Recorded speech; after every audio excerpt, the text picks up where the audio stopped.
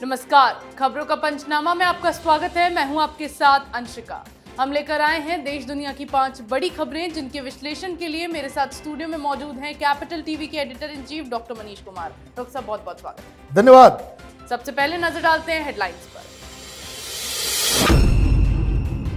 महाराष्ट्र में चाचा भतीजे के बीच शुरू हुई एनसीपी पर कब्जे की कानूनी जंग। अजीत पवार समेत 9 विधायकों के खिलाफ कार्रवाई, अयोग्य घोषित करने को लेकर दायर की गई याचिका।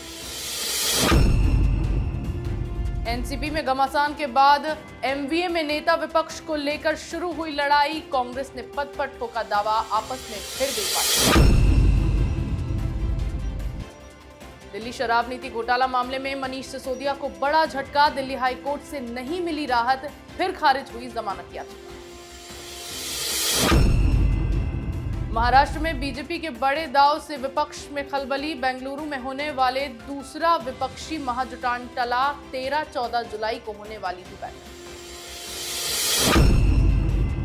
एनसीपी के बाद नीतीश की पार्टी में होगा बड़ा खेल। बीजेपी प्रवक्ता ने जदयू के कई विधायकों के संपर्क में होने का किया दावा, कहा जल्द इतिहास बनेगी।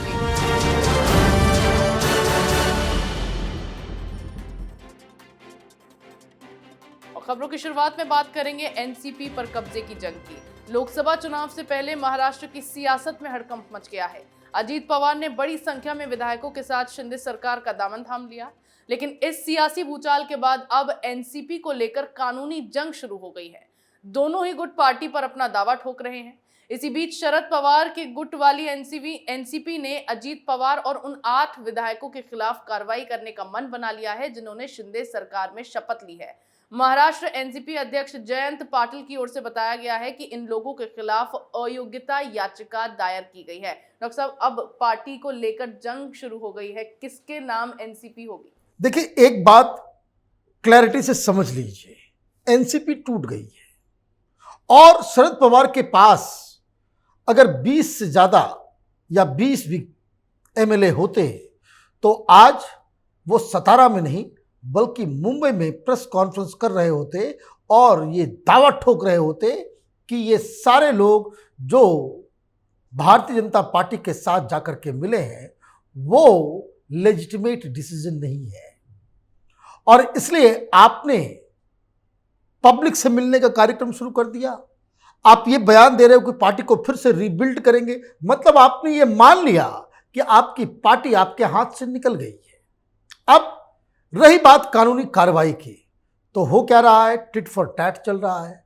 आपने उधर कार्रवाई की, आपने कह दिया कि तटकरे और ये जो प्रफुल्ल पटेल हैं उनको जो जिम्मेदारी पिछले महीने आपने दी थी उससे उनको मुक्त किया जाता है।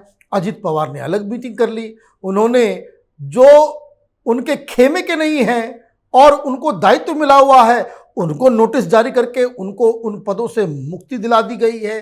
महाराष्ट्र एनसीपी में एक नया अध्यक्ष चुन दिया गया है। एक वर्किंग प्रेसिडेंट जो शरद पवार ने घोषणा की थी वो अजीत पवार के साथ है। तो ये कानूनी दांवपेच चलता रहेगा, मामला अभी कोर्ट में भी जाएगा। चूंकि स्पीकर इनका नहीं है इसलिए इनको बहुत दिक्कत आने वाली है शरद पवार को, और इसलिए वो इस चीज को समझ चुके हैं कि उनके हाथ से बाजी निकल गई है। अब होगा क्या, एक तो सुप्रीम कोर्ट जाएंगे ये और इलेक्शन कमीशन में भी जाकर के ये अर्जी दे रहे हैं, लेकिन इलेक्शन कमीशन ने ये साफ कर दिया कि ये जो तमाम जो डिबेट और डिस्कशन होता है कि पार्टी को मालूम नहीं था, पार्टी संगठन ने ये किया, इन लोगों ने अलग ये काम कर दिया, इलेक्शन कमीशन ने शिवसेना के केस में साफ साफ कह दिया कि जो पॉलिटिकल पार्टी की जो अवधारणा है हिंदुस्तान में वो लागू इसलिए इन लोगों पे नहीं होती है क्योंकि ये तो पारिवारिक पार्टियां हैं। ये डिनर टेबल में बैठ के डिसाइड करते हैं किसको अध्यक्ष बनाना है, किसको स्पोक्स पर्सन बनाना है, किसे कोषाध्यक्ष बनाना है, किसको कहाँ भेज, ये परिवार में तय होता है, कोई इलेक्शन थोड़ी होता। तो इसलिए ये प्रक्रिया तो चलती रहेगी। दिक्कत क्या है कि ये जो एमवीए जिन्होंने चुनाव के बाद, यही शरद पवार चुनाव के बाद वो कह रहे थे हमने गूगली डाली है, बीजेपी बोल्ड हो गई। चुनाव में जनता का फैसला क्या था कि एनसीपी कांग्रेस पार्टी विपक्ष में रहे और शिवसेना और भारतीय जनता पार्टी गठबंधन में रह करके सरकार बनाए। आपने जनमत की अवहेलना की, एक बहुत ही इसको कह सकते हैं कि बहुत ही घटिया किस्म की राजनीति आपने शुरू की। आज वही खेल आपके ऊपर अप्लाई हो रहा है, तो इसलिए कोई मॉरल राइट नहीं है महाराष्ट्र में किसी भी पार्टी को ये कहने का कि बीजेपी ने ये कर दिया, उसने ये कर दिया। और अगर जनता की भावना का अगर जरा सा भी कद्र होता तो आप 2.5-3 साल पहले वो काम नहीं करते जो काम आपने किया। तो ये तो डिवाइन जस्टिस है, जैसा कीजिएगा वैसा पाइएगा। जी बिल्कुल, जहां शरद पवार ने अब बागी नेताओं के खिलाफ कार्रवाई करने का मन बना लिया है, तो वहीं एनसीपी में फूट के बाद एमवीए में झटकों का दौर खत्म होने का नाम नहीं ले रहा है। महाविकास अघाड़ी में अब नेता विपक्ष को लेकर लड़ाई शुरू हो गई है। एनसीपी के कई विधायक अजीत पवार के साथ चले जाने से एनसीपी में विधायकों की संख्या कम हो गई है। अब एमवीए में किसके पास संख्या अधिक है, इसे लेकर कांग्रेस की तरफ से बड़ा बयान सामने आया है। इस पद पर अब कांग्रेस ने अपना दावा पेश किया है। डॉक्टर साहब, क्या अब कांग्रेस और एनसीपी में घमासान शुरू हो जाएगा? देखिए, कोई किसी का नहीं होता राजनीति में। No one is a permanent friend and no one is permanent enemy. अब देखिए, इतनी बड़ी मुसीबत में आ गए एनसीपी, तो कांग्रेस पार्टी को सहारा देना चाहिए था। आज से नहीं, कई सालों से ये लोग साथ में हैं। सोनिया गांधी के साथ खड़े रहते हैं हमेशा शरद पवार, लेकिन हुआ क्या? उनके पास संख्या नहीं, तो कांग्रेस पार्टी को समझ में आ गया कि अभी ये जो पहले Ajit Pawar leader of opposition थे और उसके बाद पार्टी टूट गई, तो कल शरद पवार ने यह घोषणा की जितेंद्र अवार्ड जो है वो बनेंगे leader of opposition. Leader of opposition का भी एक ओहदा होता है, इंपॉर्टेंट पोस्ट होता है। अब उस फैसले के ऊपर कांग्रेस पार्टी बिदक गई। कांग्रेस पार्टी कह रही है, किस अधिकार से आपने डिक्लेयर कर दिया लीडर ऑफ अपोजिशन उनको? आपके पास तो संख्या नहीं है। एमवीए के अंदर अब तो सबसे बड़ी पार्टी, क्योंकि हमारे पास 45 विधायक हैं, शरद पवार के पास तो अब 10 भी नहीं बचे, तो वो कौन होते हैं तय करने वाले? और ये अटैक कोई छोटे मोटे लीडर की तरफ से नहीं किया गया, बाकायदा पार्टी फोरम से। और एक कांग्रेस पार्टी के ex chief minister Ashok Chavan ने यह बयान आकर के दिया कि it is high time. Congress party इस एमवीए सरकार के दौरान सबसे पीछे चलती थी। ये एनसीपी वाले और उद्धव ठाकरे अपनी मनमानी कर रहे थे जब सरकार चला रहे थे। हमें छोटे मोटे मंत्रालय देकर के हमें फुसलाने की कोशिश की जा रही थी। अब वक्त आ गया है कि हम बड़े भाई के रोल में आए, जो ओरिजिनली महाराष्ट्र की राजनीति में कांग्रेस पार्टी की हुआ करती थी। तो ये बड़ा झटका। एक तो जो कहते हैं न घर के रहे न घाट करे, शरद पवार की पार्टी भी टूट गई और एमवीए के अंदर भी उनको एक जूनियर पार्टनर की तरह जो है उनको ये सारी चीज़ें सुनने को मिल रही है। तो ये कांग्रेस पार्टी किसी को छोड़ती नहीं है और छोड़ना भी नहीं चाहिए, क्योंकि ये राजनीति है। कोई आप समाज सेवा के लिए नहीं है, कोई एनजीओ नहीं चलती है किसी भी पॉलिटिकल पार्टी की। पॉलिटिकल पार्टी सत्ता की लड़ाई में है और सत्ता जहां कहीं भी आता है सामने नजर, तो वहां इस तरह का कंपटीशन होना बिल्कुल लाजमी है। जी बिल्कुल, अब शरद पवार को लगे झटके के बाद एनसीपी और कांग्रेस में नेता विपक्ष को लेकर घमासान शुरू हो गया है। अगली खबर में बात करेंगे मनीष सिसोदिया को लगे झटके की। दिल्ली शराब नीति घोटाला मामले में जेल की हवा खा रहे मनीष सिसोदिया को फिर से बड़ा झटका लगा है। एक बार फिर दिल्ली हाईकोर्ट ने उनकी जमानत याचिका खारिज कर दी है। कोर्ट ने शराब नीति घोटाला मामले से जुड़े ईडी के केस में मनीष सिसोदिया की जमानत याचिका को खारिज किया है। कोर्ट ने इसी मामले में आम आदमी पार्टी के पूर्व मीडिया प्रभारी विजय नायर, हैदराबाद के उद्यमी अभिषेक बोइनपल्ली और विनय बाबू की जमानत याचिका भी खारिज कर दी है। डॉक्टर साहब, फिर से झटका मनीष सिसोदिया को लग गया। कितनी बार और जमानत के लिए अर्जी डालेंगे? देखिए, केजरीवाल के 4 यार गए तिहाड़। मनीष सिसोदिया, अभिषेक बोइनपल्ली, विनय बाबू और विजय नायर। ये केजरीवाल का मीडिया इंचार्ज था। ये चारे लोग नप गए। क्यों नप गए? सिर्फ नपे नहीं, हाईकोर्ट में मसला है ईडी का केस। सीबीआई के केस में तो वैसे भी रिजेक्ट हो गया, लेकिन ईडी के केस में भी आज जज साहब ने जो फटकार लगाई, उन्होंने कहा कि भाई तुम लोगों ने तमाशा बना रखा है। आप जमानत मांगने के लिए आ रहे हो, आप पता है आपने क्या किया है? जो सबूत अब तक सामने आए हैं उससे ये साफ साफ मालूम चलता है कि आपने कानून बनाया ही था इस तरह से कि लगातार आपको घूस का पैसा, दलाली का पैसा, वो कमाई लगातार बनता आता रहे, और इसलिए आपने साउथ ग्रुप को 65% सारा बिजनेस आपने दे दिया। मतलब आपने कार्टेलाइजेशन कर दिया। ये आप नहीं कर सकते थे। फिर आपकी सरकार है, वो अलग बवाल कर रहे हैं कि भाई विजिलेंस हमारे पास दे दो, ये हमारे पास दे दो, वो हमारे पास दे दो। तो हाईकोर्ट ने कहा कि भाई तुमको तो छोड़ा भी नहीं जा सकता। तुमको छोड़ने का मतलब है कि तुम बाहर निकलोगे कि चूंकि इस केस में ज्यादातर वैसे गवाह हैं जो सरकारी मुलाजिम हैं, तो तुम तो प्रेशर करोगे। 18 मंत्रालय तुम्हारे पास था। अब तुमको छोड़ा इसलिए भी नहीं जा सकता कि तुमको तो पूरी की पूरी पार्टी बचा रही है। तो सारी दलीलें एक साथ हाईकोर्ट के जज साहब ने बता दिया। सिर्फ आज बेल रिजेक्शन नहीं हुआ है, हाईकोर्ट की तरफ से यह टिप्पणी कर दी गई है कि घोटाला हुआ है, केजरीवाल चोर है, बेईमानी की है, और इसमें मनी लॉन्ड्रिंग किया गया है, इसमें खेल हुआ है, करोड़ों रुपए की कमाई की गई है। तो ये जो केजरीवाल हैं, जो खुद को कट्टर ईमानदार कहते हैं, अब देखिएगा 2-3 दिन तक ये मीडिया से गायब हो जाएगा। लोगों की मेमोरी में ये खबर डाउन होगी, फिर वो आएगा, फिर वो कहेगा, भाई कहानी सुनाएगा चौथी पास राजा की। भाई हमें चौथी पास राजा मंजूर है, लेकिन पढ़ा लिखा चोर, आईटी रिटर्न बेईमान, घोटालेबाज इस देश को मंजूर नहीं है। जी बिल्कुल, तमाम कोशिशों के बाद भी सिसोदिया की जमानत याचिका फिर से खारिज हो गई। आगे बात करते हैं पीएम मोदी के दाव से विपक्ष में मचे हड़कंप की। महाराष्ट्र में हुए बड़े सियासी खेल के बीच बेंगलुरु में 14 जुलाई को होने वाली विपक्षी एकता की बैठक को रद्द कर दिया गया है। इससे पहले ये बैठक 10 जुलाई को शिमला में रखी गई थी, लेकिन उसकी डेट और वेन्यू को बदल दिया गया। इस बैठक को टालने के पीछे कर्नाटक और बिहार में विधानसभा सत्र का हवाला दिया जा रहा है, जिसके कारण इस मीटिंग में विपक्ष के कई नेताओं के बैठक में शामिल हो पाना मुश्किल बताया गया है।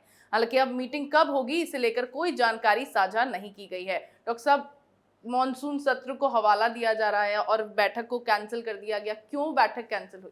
देखिए, ये बहानेबाजी है।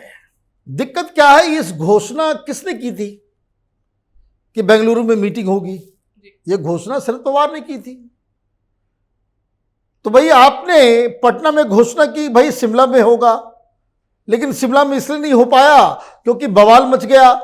पटना से आप लोग निकले और अरविंद केजरीवाल भिड़ गए, वहां मीटिंग में थे और बाहर आकर के वो गालियां दे रहे कांग्रेस पार्टी को। ममता बनर्जी कलकत्ता चली गई, कलकत्ता में जाकर के वो अलग राग अलापना शुरू कर दिया। देखिए कितनी पिटाई हो रही है कांग्रेस पार्टी के कार्यकर्ताओं नेताओं की कलकत्ता के अंदर, पूरे बंगाल में, ये पंचायत चुनाव को लेकर। तो उसको लेकर के लोगों को लगा कि नहीं भाई ये टाइम नहीं है, वहां पे ठीक नहीं होगा। बहाना आपने बना दिया कि भाई मौसम खराब है। अच्छा, मौसम खराब है तो आपने क्या किया? तो आपको डिसाइड करना चाहिए था। भाई पटना के मीटिंग में नीतीश कुमार ने कहा कि अगले मीटिंग की अध्यक्षता और कोऑर्डिनेशन और सारी जिम्मेदारी किसकी है? खड़गे साहब की। तो अगर शिमला में तबियत वेदर खराब है तो इसकी घोषणा भी खड़गे साहब को करनी थी कि भाई बेंगलोर कर रहे हैं, वहां मौसम खराब है, तो सब कुछ नॉर्मल होता। लेकिन हुआ क्या? अचानक से शरद पवार सामने आ गए। शरद पवार कहे कि मैं ये घोषणा कर रहा हूं कि भाई 13 और 14 तारीख को बेंगलुरु में होगा। मतलब बैटन जो है नीतीश कुमार से पास किया गया, खड़गे को खड़गे ने बैटन पास कर दिया शरद पवार को, और लीजिए शरद पवार के घर में ही आग लग गया। सुनामी में एनसीपी ही डूब गई। अब वो तो कह रहे कि भाई अब हम किस मुंह से जाएंगे, किस मुंह से जाएंगे? केजरीवाल अलग रो रहे हैं, उधर वो अलग रो रहे हैं, और नीतीश कुमार अलग। उसको कहते भाई नाराज हो गए, क्योंकि बाकी चीजें तो हमने टेबल पे सब कुछ सजाई और क्रेडिट कोई और लेकर के जा रहा है, तो वो भी नाराज चल रहे हैं। तो ये जो ढकोसला कांग्रेस पार्टी ये विपक्षी एकता करने की कोशिश कर रही थी, it has gone into drain, खत्म हो गया, कुछ नहीं होने जा रहा है। क्योंकि आज आपको मॉनसून सेशन में किस तरीके से प्रधानमंत्री मोदी को घेरा जाए और यूसीसी के ऊपर विपक्ष की क्या पोजीशनिंग होनी चाहिए, क्या स्टैंड होना चाहिए, उस पर आज आप मिलने वाले थे। मीटिंग हुई नहीं हुई, कैंसिल कर दिया गया। क्यों कर दिया गया? क्योंकि विपक्ष आपस में ही बटा हुआ है। आप महाराष्ट्र में शरद पवार को नीचा दिखाने के लिए वहां पे लीडर ऑफ अपोजिशन का जो है कुर्सी हड़पने के चक्कर में रहेंगे और दिल्ली में आप हाथ मिला करके एक दूसरे को कहेंगे कि हम साथ साथ हैं, तो पब्लिक इतनी भी बेवकूफ नहीं है। जी बिल्कुल, पीएम मोदी के प्लान से विपक्ष में हड़कंप मचा है, जिसके बाद ये मीटिंग कैंसिल कर दी गई। आज की आखिरी खबर में बात करेंगे नीतीश की पार्टी में टूट की। महाराष्ट्र में सियासी भूकंप के बाद अब बिहार को लेकर कई तरह के कयास लगाए जाने लगे हैं। माना जा रहा है कि एनसीपी के बाद जेडीयू का अगला नंबर लगने वाला है। बीजेपी की ओर से इस मामले में बड़ा बयान सामने आया है, जिसमें कहा गया है कि जल्द ही जेडीयू के साथ बड़ा खेल होगा और पार्टी इतिहास बनने वाली है। बिहार बीजेपी प्रवक्ता अरविंद सिंह की ओर से यह दावा किया गया है कि जेडीयू और आरजेडी के कई विधायक बीजेपी के संपर्क में बने हुए हैं। डॉक्टर साहब, कितनी सच्चाई है बीजेपी के इस दावे में? देखिए, जब भूकंप आता है तो कुछ घर गिर जाते हैं, लेकिन जिनके घर नहीं गिरते हैं वो भी कम से कम एक बार इंस्पेक्शन जरूर करते हैं कि कहीं क्रैक तो नहीं आ गया। ये डर हर राजनीतिक दल को सता रहा है कि कहीं शरद पवार के साथ जो अचानक से बिजली कड़की और उनके घर में आग लग गई, वो कहीं और जगह तो नहीं हो सकता। और मैं आपको बताऊं इस चीज़ को, और हवा मिली है एचडी देवगौड़ा के बेटे, वो सामने आकर के कहते भाई कर्नाटक में भी ऐसा ही खेल होने वाला है। उनका इशारा क्या था? उनका इशारा डीके शिव कुमार और सिद्धरमैया के बीच चल रहे हैं उसको। वो भाई उन्होंने कहा कि भाई कांग्रेस पार्टी में भी कोई अजीत पवार हो सकता है, तो अपने आप को संभालो। नीतीश कुमार के साथ दिक्कत क्या है कि नीतीश कुमार अपने स्वार्थ के लिए कि कैसे वो सीएम की कुर्सी पे विराजमान रहे, उस संदर्भ से ही, उस दृष्टिकोण से ही वो फैसला लेते हैं।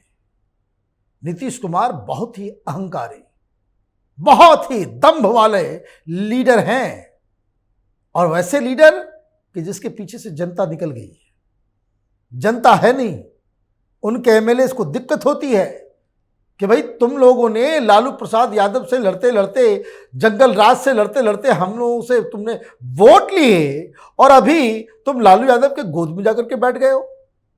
लॉ एंड ऑर्डर खराब हो रहा है, सब कुछ खराब हो रहा है। नीतीश कुमार को तो चुनाव लड़ना नहीं है, वो चुनाव नहीं लड़ते, वो एमएलसी बनकर के मुख्यमंत्री बनने रहना चाहते हैं। कभी जनता में नहीं जाते, खुद को कभी टेस्ट नहीं किया।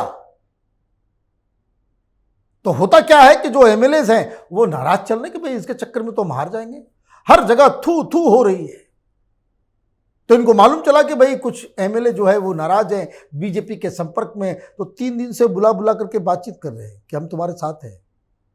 लेकिन उसके बावजूद ये खबर आ रही है कि ये जो लालू प्रसाद यादव और तेजस्वी के साथ जो गठबंधन हुआ है, जो बार बार जेडीयू के कई सारे लीडर्स वो सवाल उठा चुके हैं, जो उपेंद्र कुशवाहा सवाल उठा रहे थे कि भाई लालू यादव के साथ तुम्हारी डील क्या हुई, डील की डिटेल दो, तब मालूम चले भाई क्या है। इसलिए वहां अफवाह उड़ रही कि जेडीयू और आरजेडी का जो है वो विलय हो जाएगा।